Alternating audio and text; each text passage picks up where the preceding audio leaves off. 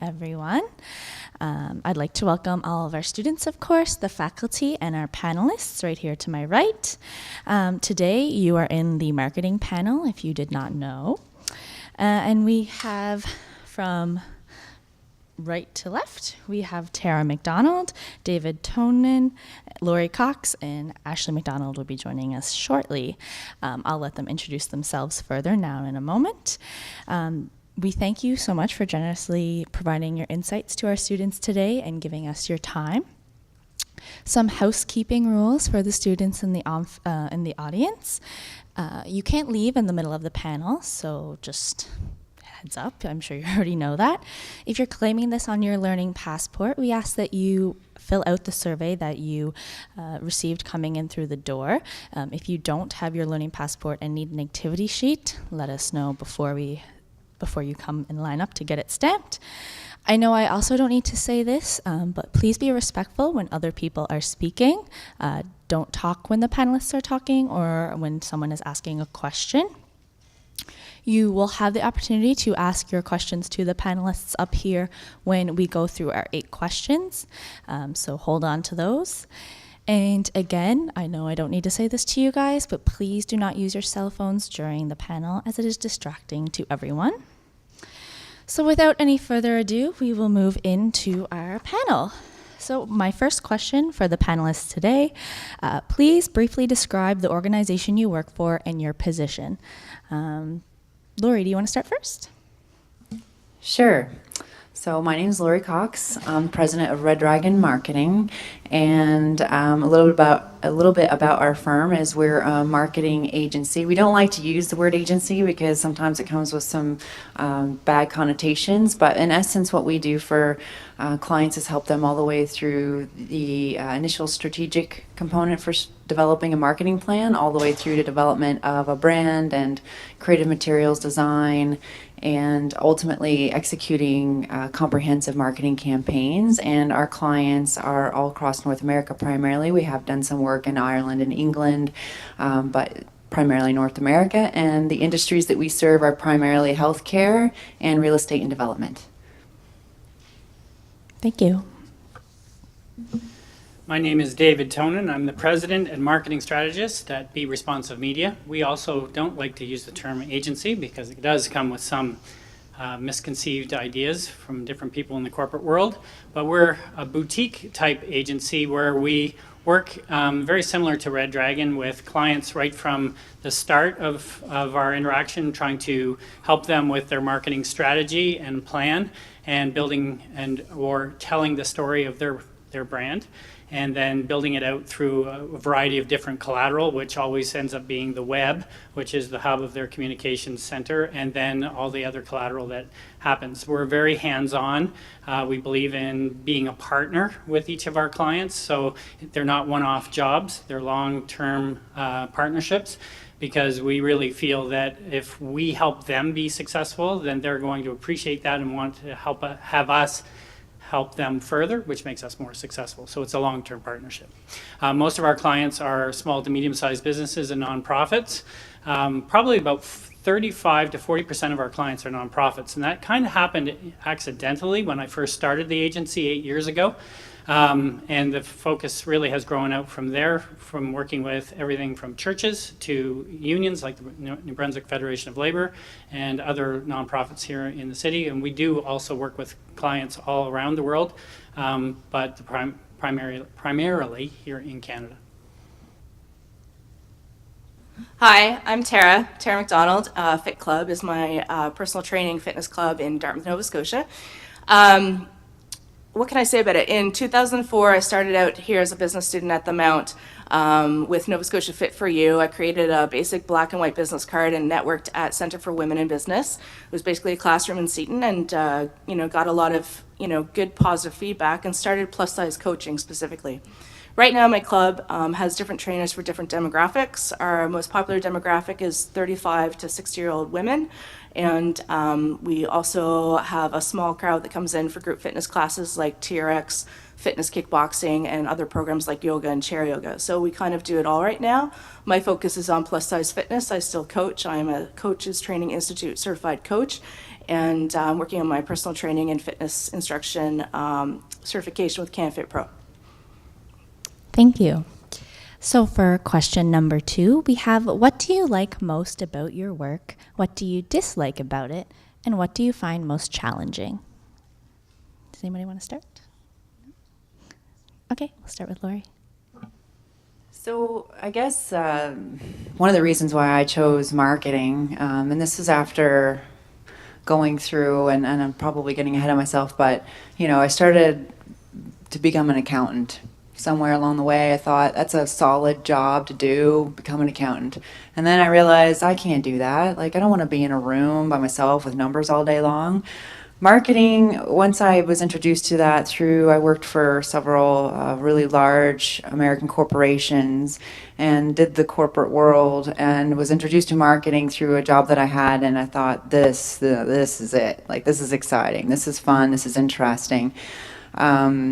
And so what I love about it is that every day it's different. In marketing, what we get to do is we get to wrap ourselves into the worlds of our clients. We learn what they do, and so that's really exciting, right? If you like learning something new every day, which is what we do, because we have to learn and understand our clients' business in order to help them grow, which is what marketing really should be all about. And that's what we do. So one day we're walking through a brand new building downtown Halifax, one of the most iconic new buildings that's being built that we're helping to market. The next day we're talking to an AI firm in Denver, Colorado that's building some of the most innovative AI healthcare business models that's coming to market. So that's really exciting. What I find challenging is exactly the same thing, is that, with that comes a challenge of, staying on top of all these things and all the new and innovative things happening in the marketing world, because our clients look to us for that advice, right? So as you all know, there's a million channels, there's a million things you can do. So how do you sort out what is the best thing for each and every client, because it's not the same? So those would be probably the biggest, I guess, exciting things, and then also the challenges. What I enjoy is constantly striving to find the balance between my schedule, dealing with new clients, and handling, as an entrepreneur, the accounting, the finance, and working with people in those respective fields. I love helping people, but I cannot help people unless I have a proper balance every week. I have a proper bottom line. I have a proper cost control, inventory control, and in order to help everybody else, you do have to help yourself first. So if your business is not operating functionality, you can't possibly help the people you want to see come through your door. I love meeting new people, it's great, but often in the evenings, I'm trying to find the balance between the paperwork and meeting new clients. So it is definitely a struggle, but it's one that every entrepreneur, I know from experience, enjoys. I could never work for a 9-to-5 job. Well, I too worked in the corporate world for 20 years and did a variety of sales and marketing positions for one of Canada's largest companies, the Thomson Corporation. And at one point I just decided, like what these two wonderful ladies have said, is that it's more, I wanted to help people. And it's not that I wasn't helping people in my corporate job, but I couldn't help them the way I wanted to. I was under a lot of corporate restraints, and you were marketing in a box. And the beauty of working for myself, so 8 years ago I started Be Responsive Media, and I believe that small business and nonprofits are the engine that drives our communities and our economy. And so I just knew a number of small businesses and some nonprofits that just really needed help, and they just didn't know where to turn. So I thought, what better career could I have than to help them be successful? And so it gives me incredible joy watching a small business thrive. It gives me incredible joy to see a nonprofit effectively serving its community the way it was intended to. And so that's really what drives me, and I really enjoy it. I also don't like, there's certain things I'm not passionate about and I'm not really equipped to be passionate about. So a couple of years ago, I brought on a business partner who is a business manager, really. He's the operations guy. He looks after making sure we file our taxes on time, which is really important when you're a small business. He looks after a lot of the administrative stuff. And administration, though I'm good at planning, I don't like doing business administrative type things.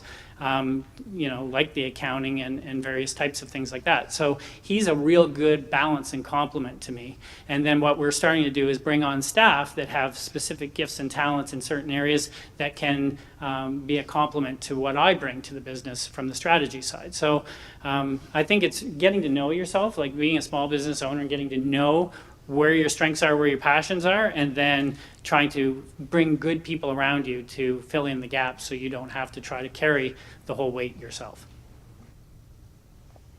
Thank you. So question number 3, how did you end up where you are today, whether that be through your studies and education, a co-op program, or a part-time job? We can start with Tara at the end to mix it up, if that's okay. All right, so my first degree was English Literature at Trent University. I graduated in 1997. I started out there for environmental science biochemistry. It's why I moved to Peterborough, and I was horrible at it. I was the student who was breaking everything in the lab, cutting my fingers, burning my hands, making the TA sit next to me so I wouldn't do anything that would destroy the experiment. So I switched to English Literature. It was my minor, and had a great time. Worked for 6 years in the publishing industry in Toronto. And then my dad signed me up to come back to business for the Mount because the publishing company I was working for went out of business a year later. So I came back into business. I graduated in 2006 with marketing and management, and again, I left Nova Scotia to go out to Calgary, Alberta to work, and unfortunately had a loss in the family that year and came back to Nova Scotia and started a film and video production company. That was 2008 when the economy went right under, and I learned how to scrape and struggle and survive, and decided it was too much work and pursued a career change in coaching. But what I can say is that my education at the Mount was much more than just going to lectures and having to deal with professors giving me what they thought was, little work when it turned out to be quite a bit of work for business. But what I loved was meeting the people and getting to know the community and being a part of something bigger than me. Definitely the Mount has taught me over time to be more responsible to the people around me and to propel me towards helping people with their fitness and health goals.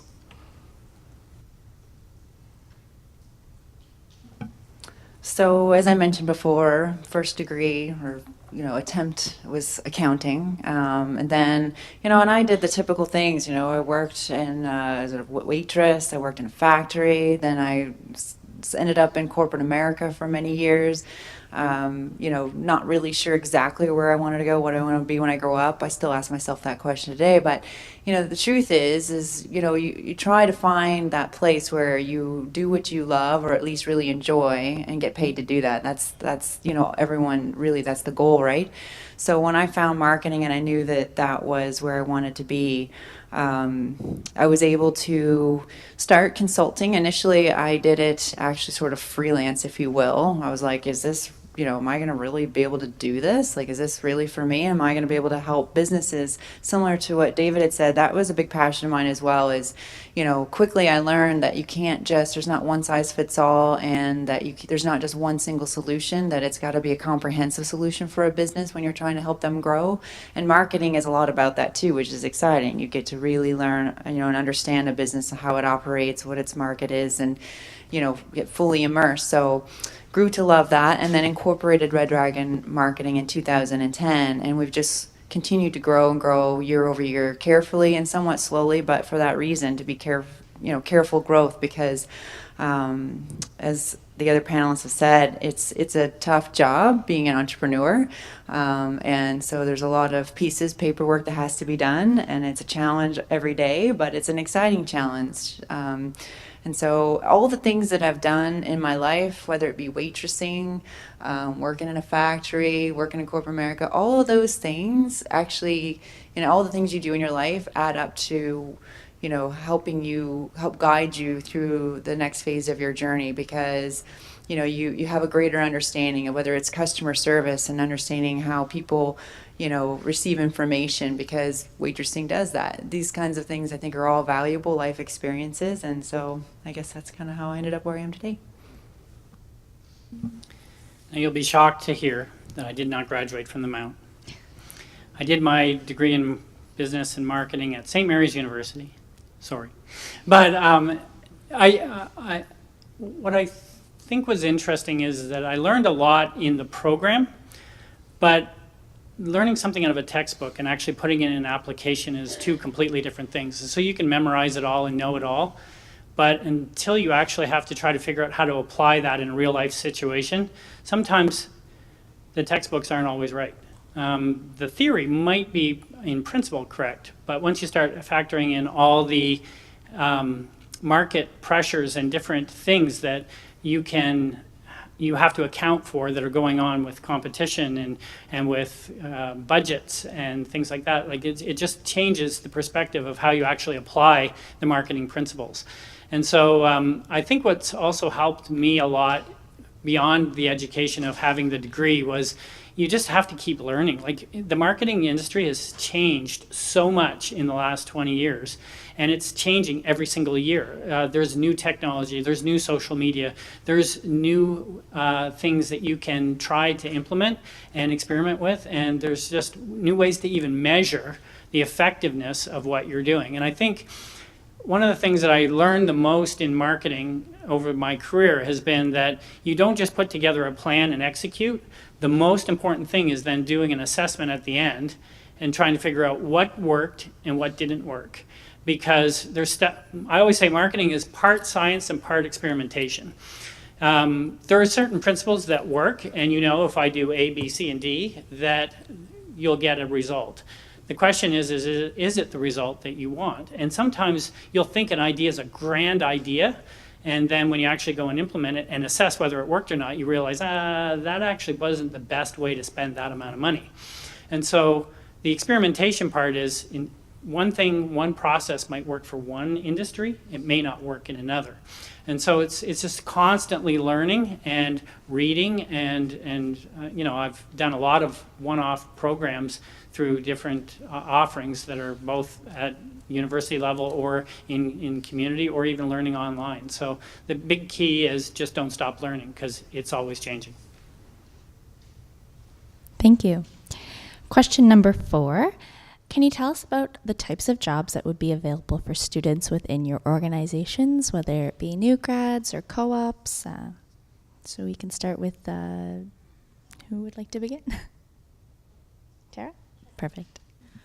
Okay, so my service offering is limited to fitness classes, personal training, marketing. Jobs would be social media and simply someone to make sure we're on schedule and appointments similar to a virtual assistant. But personal trainers and fitness class instructors are what I'm looking for. And, you may not realize it, but it's a great way to get out in the community and create a following and, help others. But for marketing and management, we pretty much have everything tied up with the admin team that I created over the past 3 years.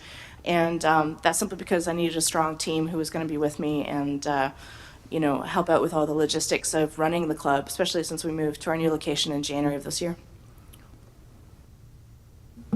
For Be Responsive, the next position, and we will probably be hiring in the next 6 to 8 months, would be for a web developer.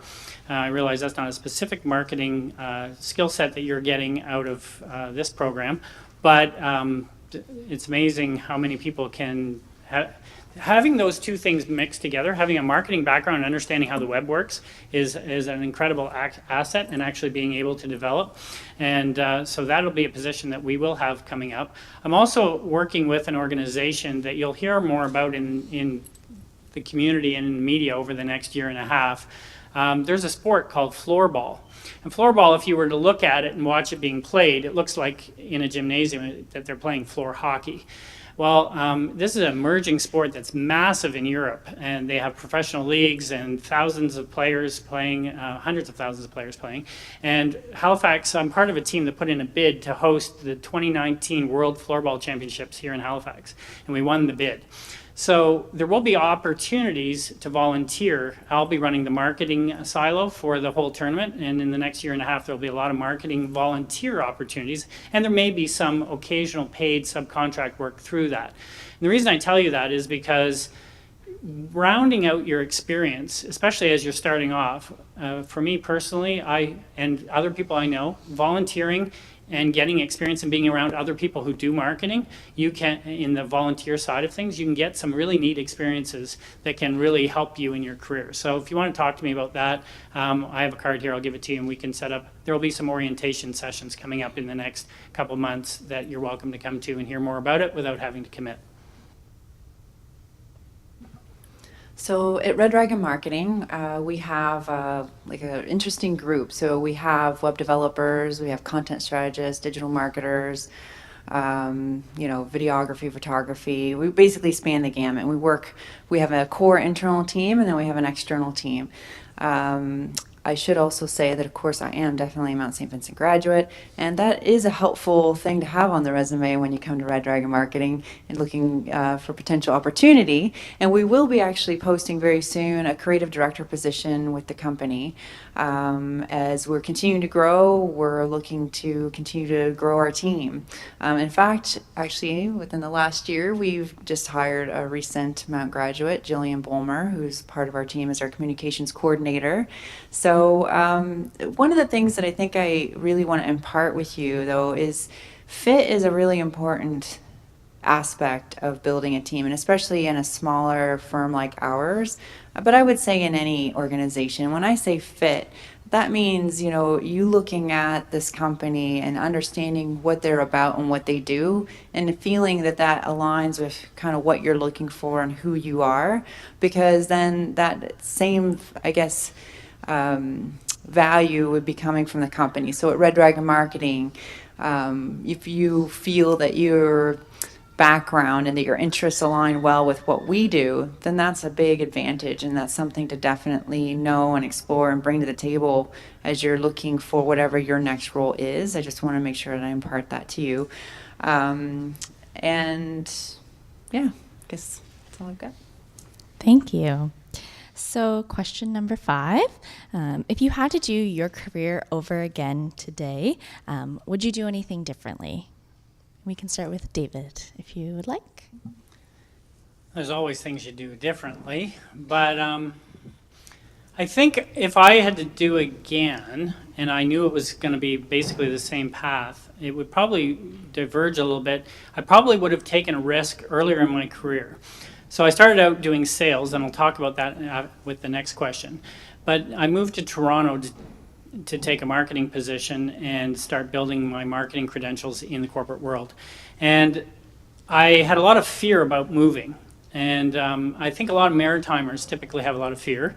And Toronto's a big city, and there's a lot of, you just don't know what you're getting yourself into. And so I guess if I had to do something differently, I probably would have made that move a couple of years earlier. It would have given me more marketing experience sooner. And I probably would have discovered a little bit more about what I really like and who I really am as a marketing person. So I probably would have developed faster on the marketing side instead of being not stuck in sales, but I was in sales for almost 7 years. So, which was a good experience, but I think it held me back a little bit from fully developing my marketing side of my portfolio. I think what I would have done differently is follow the business plan I did in Peter Momokrit's class and done the fitness club to start off instead of the film and video, because I just enjoy it so much. I just can't imagine why it took so long to jump on it, take the risk, and do it. So that is definitely what I would have done. While it might have been a completely different market, and I don't know if this opportunity that we had to move to Baker Drive in the health and wellness clinic would have worked, but it was definitely one block after another. So I guess my advice simply is, based on my experience, take the risk, get the job to pay the bills, and keep pursuing your passion. Honestly, I can't say I'd do anything differently. I just, as I said before, believe that all the experiences that you take with you is the reason why you are where you are, and I'm very happy with where I am right now, and continuing to grow as an entrepreneur. Would I have liked to maybe capitalize a little bit more at the onset of my business development? For sure, that always makes things a little easier with cash flow and building and growing. But all to say, I think that it's every day I feel that what I do brings value to the clients that we serve, to our team and ourselves, and so I'm very happy with the path I've chosen. Thank you. Hopefully we have no thunderstorms or crying babies anymore. But it is what it is. So this next question comes from, a lot of students are unsure of the positions that they should be applying to when they're looking for a job after they graduate, in terms of the position or the type of experience that they have. So this question, what sort of positions should students seek after graduation within the marketing field? Do you want to start? Well, that's a big question. I mean, I guess if somebody had asked or, talked to me about this earlier on, I guess what I would say is in marketing, the challenge is that there's so many areas within marketing itself, right? Like, it's like, my goodness, it's endless in terms of the different, sort of, I don't want to say silos, but the different areas of marketing that you can pursue. What I would implore you to do is to just absorb everything here at the Mount that you can. Just experience every single opportunity that you can in terms of, different types of classes and being around at different groups and meeting different people. And that's going to help you get a sense of maybe what direction you want to go. You still may not know. And so, to David's point, don't be afraid to move, to try something new. Every experience is going to help guide you towards the path of defining what aspect of, let's say, marketing that you want to really get into. And ideally, if you don't know, choose a role that gives you a little bit of a feel of everything. Like in our firm, and that's the kind of beauty, is we're flat, we're not hierarchical. We all touch a lot of different things every day, so it's a beautiful thing if you love to learn, if you love to grow, because you're just constantly being introduced or exposed to different types of marketing pieces. So a smaller firm will give you that kind of a feel, whereas a larger firm, you're going to probably be focused in a very particular area, and there's advantages to that too, especially, of course, if you know the direction that you want to take. So that would be my recommendation. I got a really good piece of advice when I was in my final month before graduating, and at the time I didn't like the advice, but it was great advice. And I'll give it to you because I think it will really help you in your marketing career. The advisor I had at St. Mary's said to me, because I saw my friends trying to apply for all these marketing jobs, and they were very low-level jobs, or there weren't a lot of them available within the province. And so I sat down with him and I said, so what should I do? And he says, don't apply for any marketing jobs. I said, what? He says, yes, apply for a sales job. And I said, why would I don't want to do sales. And like in my mind, I was thinking, I don't want to be a used car salesman. And neither do you. But he said, here's the logic. He said, if you can be a good sales rep and understand the sales process, then you'll be a great marketer. And what he meant by that, so I did do that. I applied only for jobs in sales, and I ended up becoming a sales rep. And my plan was I'll do 2 or 3 years of sales, and then I'll start looking for marketing experience. As it turned out, I was there 6.5 years, almost 7 years doing sales. And it was actually very good, and it was a great company to work for in that capacity. But what it did was it gave me a foundation of really understanding product and as a marketing person, what you're doing is you're creating collateral in a large company setting. You're creating collateral for the sales force to be effective with the customers that the company's trying to sell to. So if you understand the mindset of a sales rep, then you'll be clearly able to help create tools that will make them more successful. And the more successful the salespeople are, the more credit the marketing department gets. So I discovered once I moved into a marketing role, I thought like a salesperson. So I was bringing value to the creation of brochures or marketing pieces or email campaigns in ways that other marketing people who had no sales experience didn't bring, because they didn't understand the mindset of the sales rep, they didn't understand the sales process, and they didn't really understand the end customer. And so I would say if you would consider applying for sales jobs, what that'll do is it'll help set that foundation for you, and you will indeed be a better marketer once you get into applying those principles into your career. Okay, well, my advice might be a little different in that I would say I was groomed in high school and university to be on a linear track for success, stepping my way up into becoming a lawyer, something reliable, something people could possibly bank on. What I learned from this whole experience is that you need to find out what motivates you first and then beef up your resume to fit those spots. So if you can volunteer while your schedule might not allow, while you're working right now and also doing school, but if you can volunteer somewhere and get an inkling to see what organization looks like, where you fit, what you like, what you don't like, this is at no cost to you and you're helping your community. You're also making ties. People that work in nonprofit organizations also have ties to companies, businesses, not just in Nova Scotia, but around the world. If you look at Professor Ed McHugh, he also works at NSCC, St. Mary's, and other places, and he has managed to build a network of people who deal with internationally through athletics, through Special Olympics. Get out there and do something along the lines that makes you happy and that also that you like to do. So start to test yourself to see what you like to do. Because I guarantee that once you come out of here with your degree, you may or may not use it. You may actually find that you're doing something completely different. I have an English literature degree and now I'm a personal training. So. Thank you. Our seventh question for this afternoon is, what particular skills, attributes, or training make a candidate stand out from the rest when applying for positions? You can start with Lori. Good.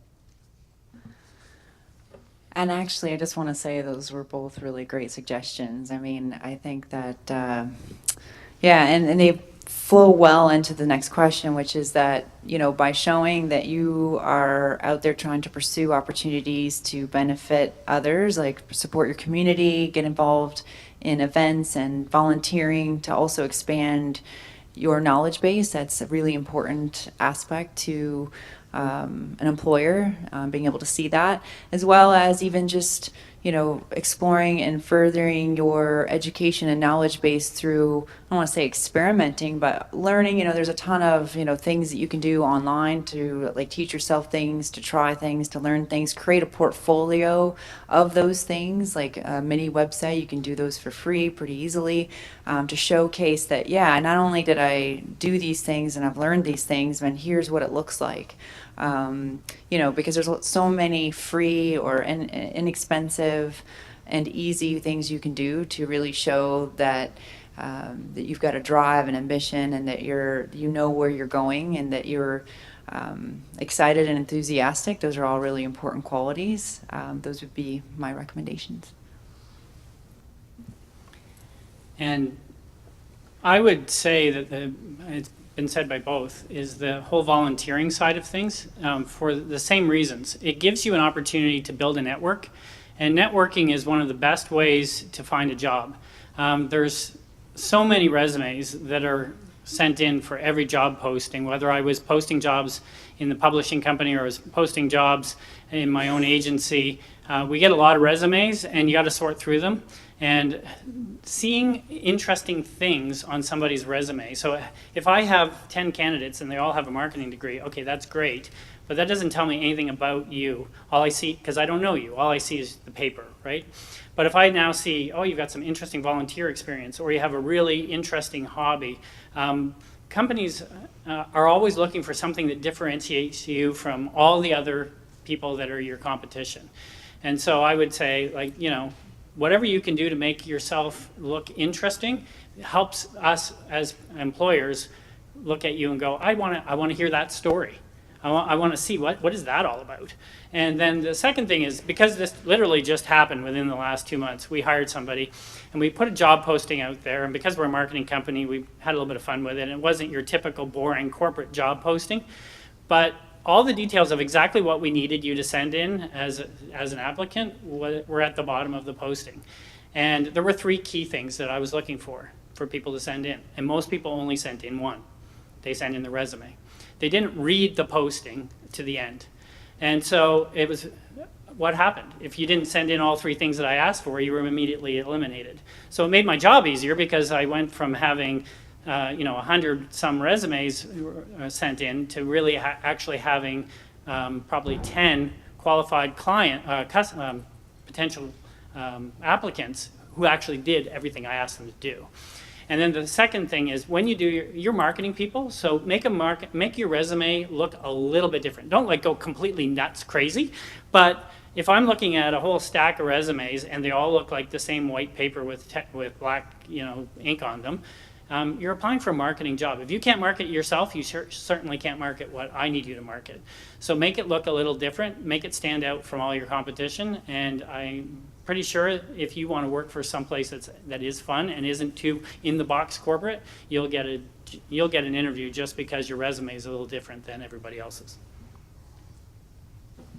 So based on my experience in film and video production and even working in the publishing house and hiring interns and working with what I deal with now, which is admin, personal training, fitness instructors, the key thing is to communicate. We were looking for a graphic designer, photographer position back in 2009. Someone walked in the door and go, "I'm here!" And I was like, okay. And he goes, "I don't have a resume." I'm like, okay. He's like, "I'm ready for my interview." I'm like, I have a full day ahead. We don't have an appointment. Please leave.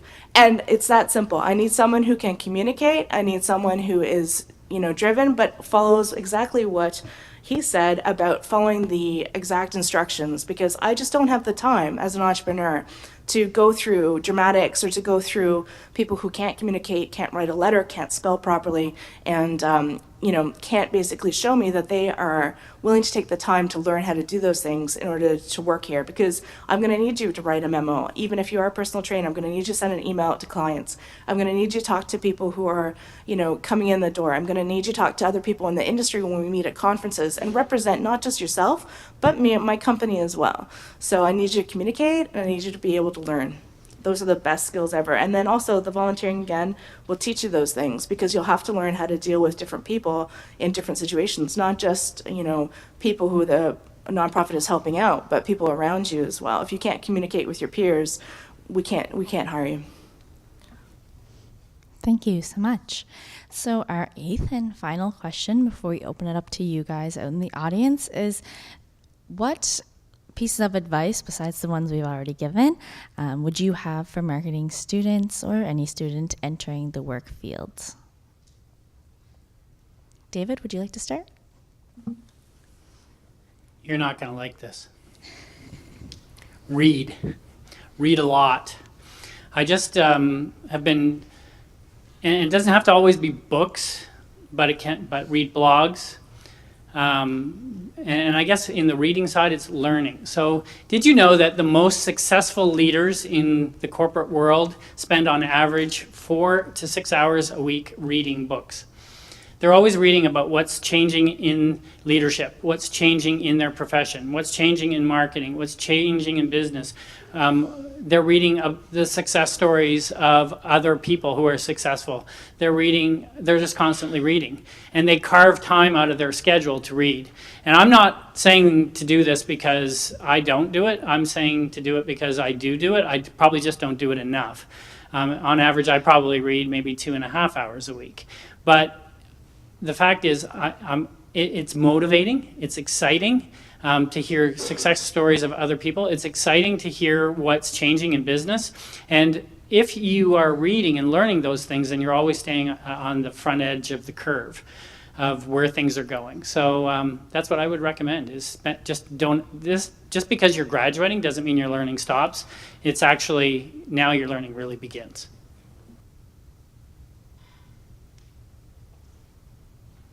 I guess my advice again was simply just to be diverse. Have the open-hearted knowledge that you will not possibly get your dream job coming right out of graduation, and that, in fact, the world might be a little cruel to you about it. So be prepared to take a job to pay your bills, your student loan, and what you need to do. But have diversity, do the volunteering, start sourcing out networks, and and don't bombard us with direct selling, companies. I think I get cold calls all the time through email and through our business line, and they are uninvited, and therefore they are unwelcome. So basically just, be aware that you have to be professional as well. You are not just representing yourself when you put your resume in, but you're representing the Mount. Both really great suggestions. I guess what I'll add to that is the thirst for knowledge, kind of echoing what David had said. You know, a thirst for knowledge is a great thing. It doesn't have to necessarily be success stories. It can actually just be whatever it is that you're interested in and that you know you want to know more or learn more about and stay on top of. And that 100% is a great quality in terms of both, you know, continually excelling as well as growing your knowledge base, which could be applicable and helpful in an ever-changing industry. And as well, as Tara had said, being professional, there's, you know, 100% still a real appreciation for, you know, eye contact, shaking hands, sending a very professional email that's respectful, courteous, and actually shows that you've taken the time to, you know, learn about the firm or the company that you're applying to. Those little details go a long way, so I'll leave you with that. I'll add to that is the lady we ended up hiring for the most recent position we interviewed for and hired for. The thing that tipped her right over into the winning category was after the first interview. There was lots of other things too, but after the first interview, she sent me a personal, both myself and my business partner, a personal email thanking us for taking the time to interview her and just indicating that she was interested in further dialogue if she was an acceptable candidate. And nobody else did that. And so right away, she became front of mind. She was very good. She was qualified in all those things, but she went above and beyond where others didn't. Not just in that aspect, but in the way she presented her resume, the way she presented her portfolio, and all the way through, she wanted to achieve excellence. So to your point is, you know, like you are representing yourself, but you're going to end up representing a company or my company, and I want you to represent me or our company with excellence. So represent yourself that way, and it'll give you a great advantage. Great. Thank you guys so much for all those lovely answers. So we have a round of applause.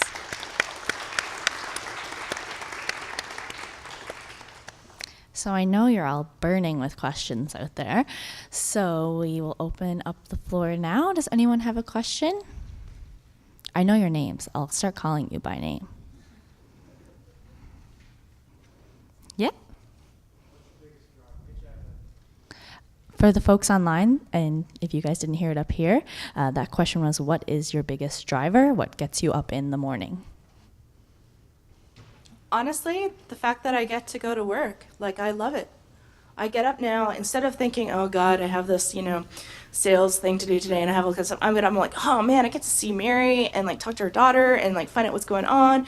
And then like I get to check out this, you know, functional fitness class and, you know, reassure them that it's not TRX, even though the bands are in the same room, you know, like it's just like, I get to have fun. I get to have fun. And that's what I've created for myself is an entrepreneur business that makes me want to get out of bed every morning and just be like, yeah, in fact, it's so good. I often don't want to leave, you know, so that works. I'd say it's very similar for me too. I felt that way at various stages of my corporate life as well. But there's a certain drive. If you've got an entrepreneurial drive in you, you'll already know it. I knew it when I was in university. I just was afraid of it. And I was afraid that I didn't have enough experience to actually be running my own business. And so what gets me up every morning is the same sort of thing. Is I just look at what I get to do as a privilege to partner with business owners who love what they do, and I get to take off their plate the things that stress them out, like marketing and communication and web and all of that stuff. And if I do my job really well, then they love their business that much more, or they love their nonprofit that much more. So it's just the drive of helping other people be successful. I love it. I'll just say for me, it's definitely, I can echo those things. And then that I feel like it's about creating. Like if I had one word to sum it up, it's creating. Like, so every day we get to create things. And it's not about, you know, the design on a brochure. I'm not talking about those details, but it's more the bigger picture. You know, creating opportunities for businesses to grow and, you know, creating, you know, new, I guess, ideas, ideation. And so there's never a dull moment. And sometimes it's even creation out of a problem. So a client comes, and you think they're like, the world's going to end, like this is bad. And, you know, at first you're soaking that in, you're thinking this is bad. And then you flip it. And it's like, wait a minute. there's always an opportunity, you know, where there's a barrier, right? So, and we get to be part of that solution and the ideation, and that's what drives me 100%. And, you know, very thankful for my team who are a big part of that process. Thanks. Anyone else have a, yeah? My question about, for example, visible minority students or candidates, they have some of them have the disadvantage speaking fluently English, or others not that ordinary communities have. So if they have passions in marketing or other sales, was that an exception for them to get into the institution and get along, and do their job. So if there's a competition going on, maybe speaking English or something, so would that be a disadvantage for them, just blocking? I'll just repeat this for the folks online. So the question, correct me if I'm wrong, is what types, for people who maybe speak English as a second language, how does that separate you or bring you with the other competitors when applying for a job? Is that correct? When they do have an interest to get that job. I think it comes back to skill. So the lady that won the job position as our lead graphic designer, she's only been in Canada for 3 years, and she comes from Brazil. So 3 years ago, she couldn't even speak English. And so her English communication was not a problem, but she worked really hard at it, and she's very good at her English speaking is excellent. And she's new to Nova Scotia. She's literally been in Nova Scotia for less than 6 months. So it wasn't an advantage or disadvantage being from, not being an English speaking Canadian who'd grown up here. It was an advantage for her that she just had really good skills and she had really good drive and passion. So we hired her based on her qualifications, not on anything else and there have been a few miscommunications because in the first couple months of her working there, but they're not detrimental because then I ask for clarification on, so what exactly did you mean by this? Because I don't think we're on the same page, and it's just all about getting on the same page, and then she creates amazing stuff. So she's got the qualifications and she fit perfectly. She's the perfect fit for what we were looking for. Yes, so in my time in the business admin, I was completely aware of that. I remember there was this one class I was in, my friend Ivy, who's from Taiwan, had limited English skills, so we wrote the report together. I've never forgotten that. So when we have people of visible minorities come in, we have an understanding that they still want to communicate. They may not necessarily know exactly everything in English, how to do that, but we work with them to make sure we are on the same page. And everybody has the understanding that if their skill is correct, if they are enthusiastic and they meet all the other requirements, communication can be learned. That's one of the best things that we can do. Yeah, I would agree with both Tara and David in the sense that there's a lot of different skill sets, and that's what's really most important. And we're working in a global economy, and we serve primarily North America, but even within North America, obviously, we have a lot of different clients that serve different countries. So while our business serves North America, our clients are often worldwide, and so what I would say it could be an advantage as well in terms of having additional languages that, can help with marketing material development and communication and those kinds of things. Thank you. Another question? Yes?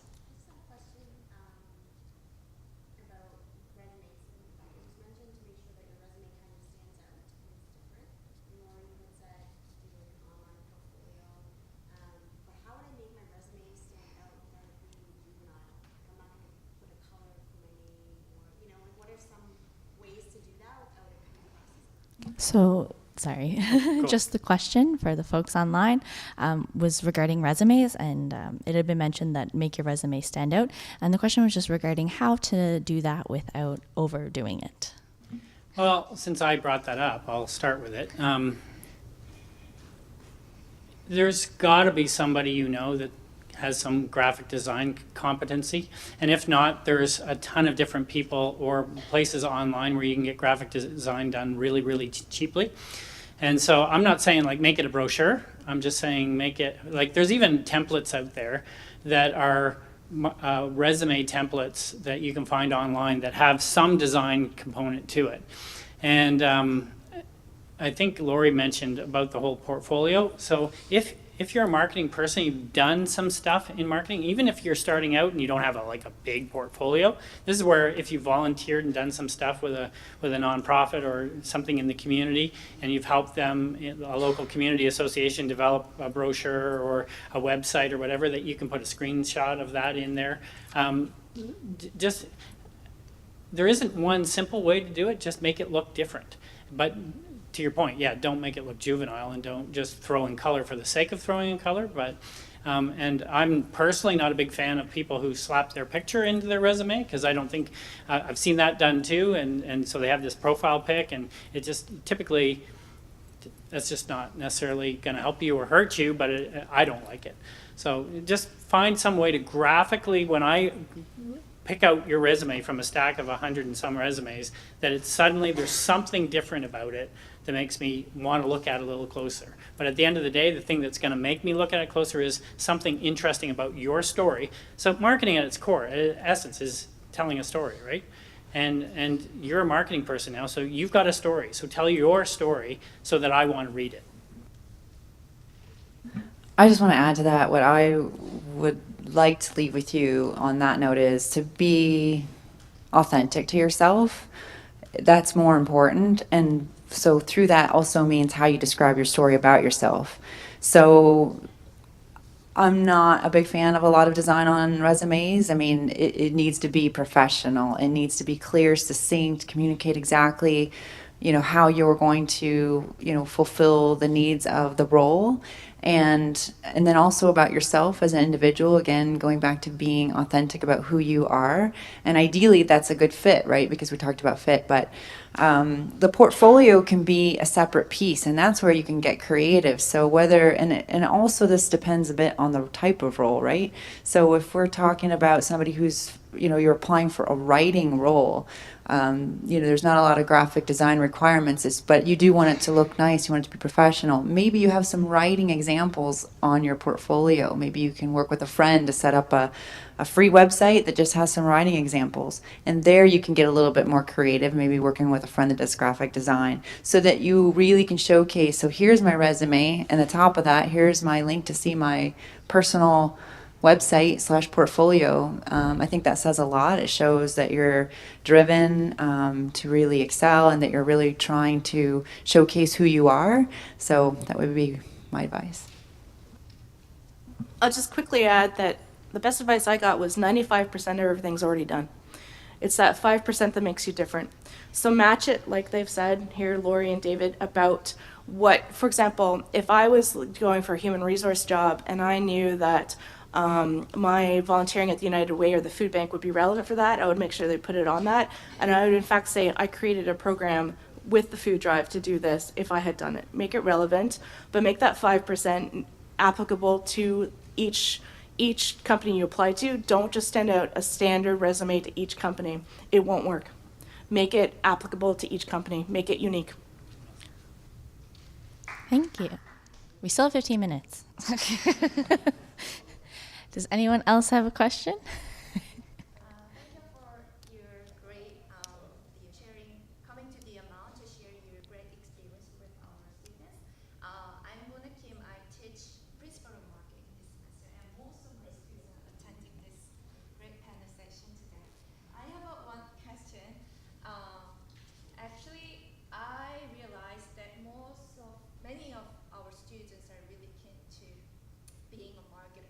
They are really interested in marketing, the subject. Can you just define what is the marketing as your own word? And then can you just share your own core value as a marketer and as the representative of your organization? And also, I'm really curious about what is the core competency for being a great marketer? Can you share your opinion with our students? Thank you. Okay, just sorry.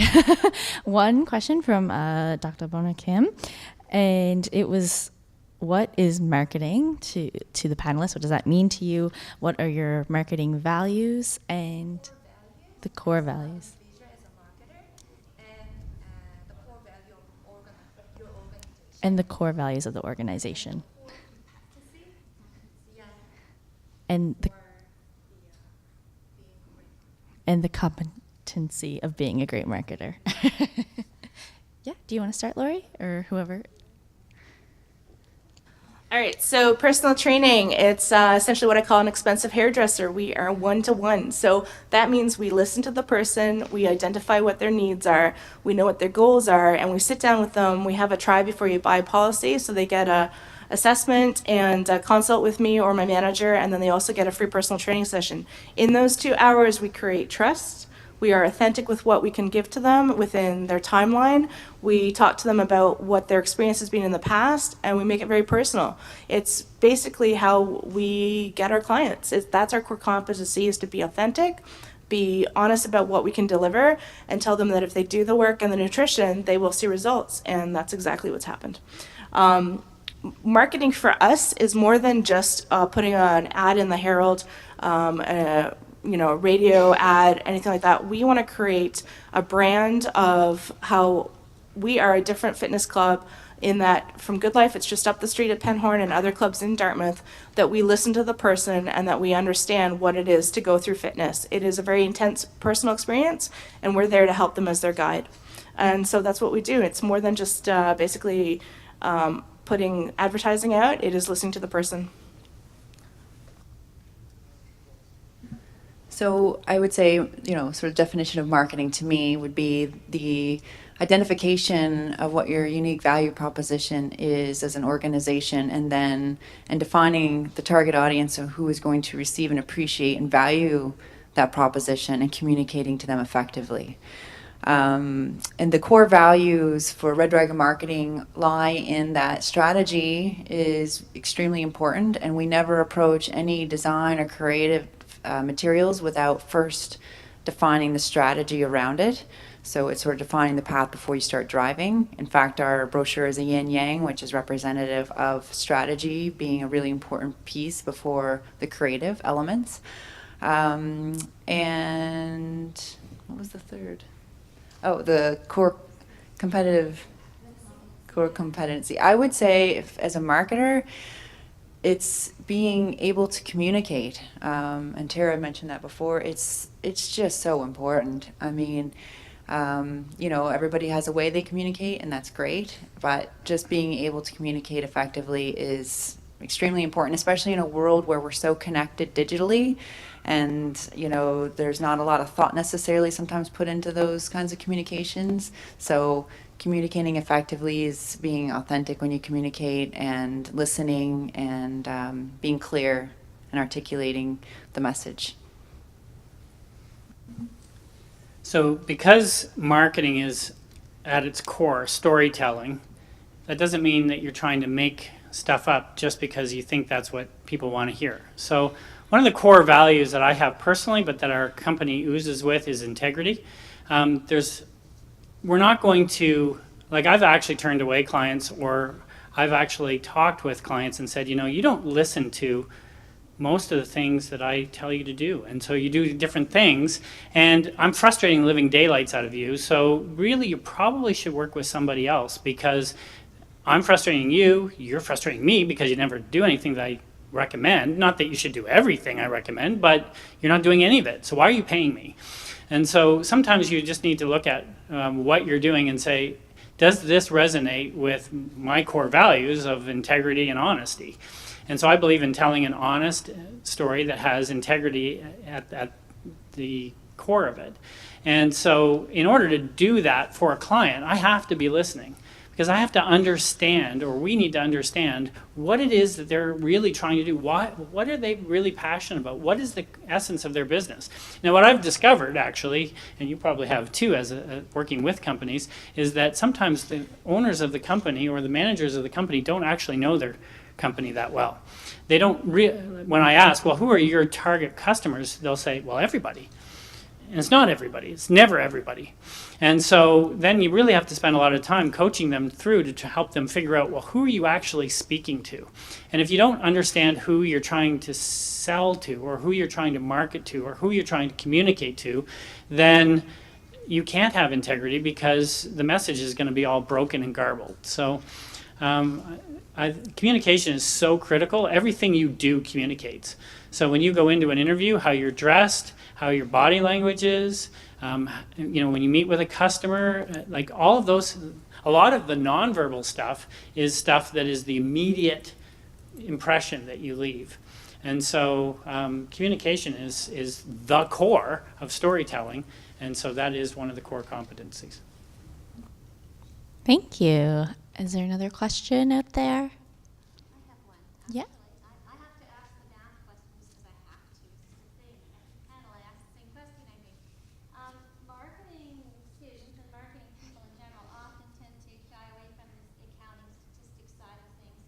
And of course, our marketing majors and concentration students have to do all the stats. They have to do marketing research. Everyone has to take accounting. And I still kind of get that glazed over look sometimes, kind of like the, ooh, like when I talk about it. So my question I guess for all of you is, do you make use of marketing research results, and do you have to deal with accounting types of things on a regular basis as a marketer? So the question was, as marketers, how do you use marketing research, and how often or how do you use accounting and finance? So this year we moved, which meant completely different markets. So I tested it out by doing different group classes at different times of the year based on what we had done previously. And we did surveys and research as each client came in to see what they thought, what their experience was, would they come back, price point, what was going on. And that is simply because of the accounting and statistics and stuff we've had to take here at the Mount. And it let me know what my bottom line would be for not just next year, but for the next 4 years, which I constantly am on board with my bookkeeper for Canada Revenue Agency for the audits they do every 2 to 3 years of my business, and then also for basically reporting and knowing where I am with my staff so I can keep my staff happy and interested in staying with me. So that way it all ties together. So we definitely needed to know our market this year, and I explored and experimented to see what was going on. Those numbers are everything, and they are the reason why we're still in business.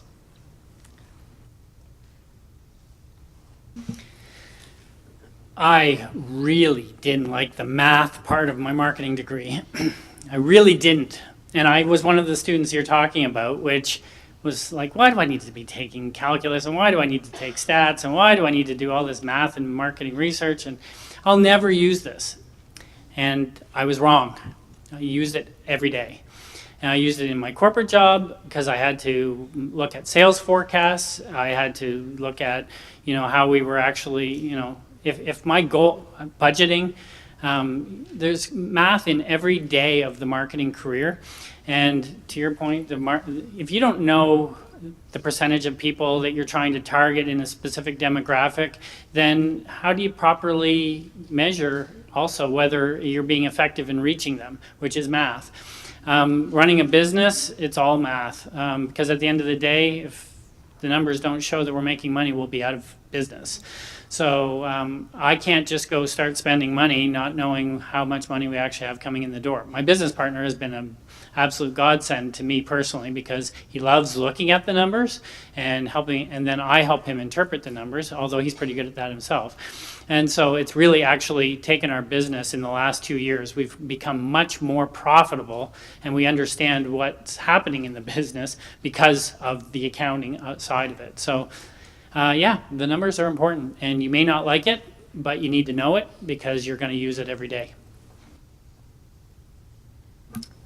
Completely agree. I mean, to be honest with you, if it wasn't for the numbers, we would be just like every other marketing firm. And in fact, what's really interesting is you would kind of think that a lot of marketing firms would use numbers. I mean, research. So we undertake research on behalf of our clients. We utilize research for reporting to develop strategies because, to Tara's point, if you don't know what the market is and what they're saying, it exists out there. You're just going like this. And that's not going to work, right? At the end of the day, we're in this for the long run with our clients. And so they need a plan that, is going to work. And then there's the other side of it. I like to get my geek on. I actually like this stuff. I do like research and I like stats and all that. I don't like doing the detail stuff, but I like what it means and what it produces. We have to, so for example, not a lot of marketing firms, I'll go back to this, actually run the numbers in terms of what is really my return on investment, right? Like a return on investment, that makes sense. Companies are spending money and they're not happy anymore with what we spent, $30,000 on this and $40,000 on that, and yeah, we got a billboard over there, and it seems like it might be working. They want to know that it's working, and in order to do that, you have to use, there's data analytics, and there's all these pieces that exist now. You have to use them, and then you crunch those numbers, and ultimately they need to see, well, what is that really producing, and what's the bottom line? And so it's 100% extremely important piece of marketing. Thank you. There's about 5 minutes left. If someone has another question. You already answered a question. Does anyone else have a question? No? Okay, what's your question? As entrepreneurs, what were the biggest hurdles you had to go through before you finally started really running successful endeavor? So the question was, what were your biggest hurdles that you had to go through before actually becoming successful? I think it was, honestly, and it's still something that I hit every November, fear of the unknown, finding the financial resources to do what I want to do with what makes sense to do. Simply knowing that people would be interested in sponsoring my club, like I have about 4 or 5 sponsors now who would be working with me, but those were relationships I've built up over time through networking. So honestly, there's a lot of ups and downs with entrepreneurship. I think the most challenging is that often you get in the way of yourself. So you might have a hurdle and think, how do I get over this? How do I get over this? How do I get over this? Instead of asking someone for, what did you do? How did you get through this? So by networking, you can honestly get some great advice. You can get some rotten advice too, but you can get some great advice that applies to you. And then it takes away that fear of, oh, they went through this, so this is no problem. I mean, basically just making sure that there's enough financials each year is something that I think every entrepreneur kind of wrestles with, but you just have to go with each year with the flow. Yep. In one word, it was courage for me. Remember I said that when I was in university, I felt like I had that entrepreneurial drive, but I was afraid to take a leap of faith. Well, that followed me all the way through my career. I was constantly thinking, oh, I'd love to run my own business. But the financials, like how do you do that and not go from making a salary to making something that you don't even know if you're going to get paid? And so the courage side of me, not the lack of courage, held me back for the longest time. When I finally decided to do it, it was based out of the fear of, I don't want to be 55 someday or 60 and wonder, could I have run my own business? And so I decided I've got enough corporate experience that I can always come back to the industry I'm in if I don't like it or if I fail. And so I took the leap of faith. And the first 2 years of it were financially difficult for our family, but my wife is awesome, and she carried a heavy load those 2 years.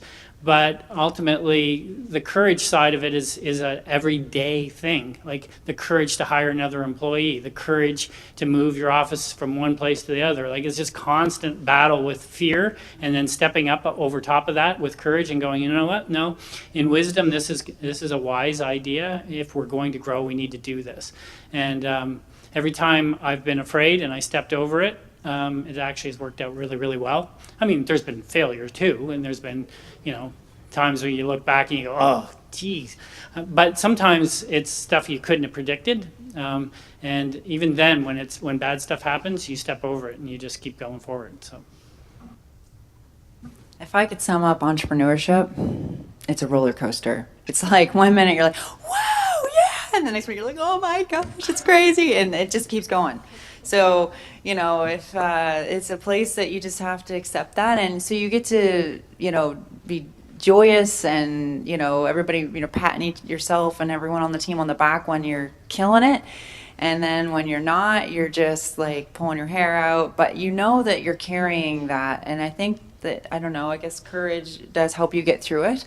Looking at the long term, but if you were looking to go into entrepreneurship, I would encourage you to have, it's really important to have a good group of people around you. I mean, even professors here at the Mount can be very helpful to reach out to at times, but people who can be sort of, I guess, not only supportive but also say, you really should think about this. Like maybe look at this differently, because we can get in the way of ourselves. Like Tara said, I mean, I have to bring in sometimes a consultant to say, I think it's this, but is it really that, or am I just seeing it this way? And to really do like a sense check to keep things on the right path, and try to avoid those pitfalls. So that would be my advice. Perfect. And that brings us to 1:15, right on time. So thank you, students, for sitting there and the great questions and listening attentively. And thank you, panelists, for your great answers and insights today. So we